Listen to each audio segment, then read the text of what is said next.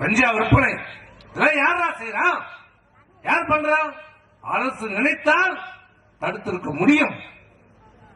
எல்லாம் போததா மோட்டர் தெரியுமா என்ன பண்ணுவான்? வந்த விலைக்கு வித்துட்டு கள்ளசாராயமும் கஞ்சா வச்சுட்டு போயிடுவான். இது அவனுக்கு என்ன தெரியும்? அவனுக்கு தேவை போதை. இதுதான் இந்த அரசு ஸ்டாலின் அரசு திமுக அரசு செய்திருக்கிற 3 ஆண்டு காலத்தில் சாதனை கஞ்சா விற்பனை. நான் சொன்னா என் மேல கேஸ் போட்டான். அது ஸ்டாலினே போட்டுக்கிறார் நேரம். கஞ்சா விற்கிறாங்க இல்லையா? விற்கிறாங்களா இல்லையா? அதுதானே சொன்னேன். ஐயோ என்ன எப்படி நீ கஞ்சா வைக்கலாம், கஞ்சா அரசு சொல்லலாம். இப்ப உயர்நீதிமன்றம் சொல்லுதுடா மூதேவி. நேற்று சொல்லிருக்கு உயர்நீதிமன்றம் சொல்லுது. சென்னை உயர்நீதிமன்றம் சொல்லியிருக்குது தமிழ்நாடு முழுவதும் இந்த கஞ்சா விற்பனை இருக்கிறது, பள்ளிவாசல்களே விற்கப்படுகிறது, நடவடிக்கை இல்லை.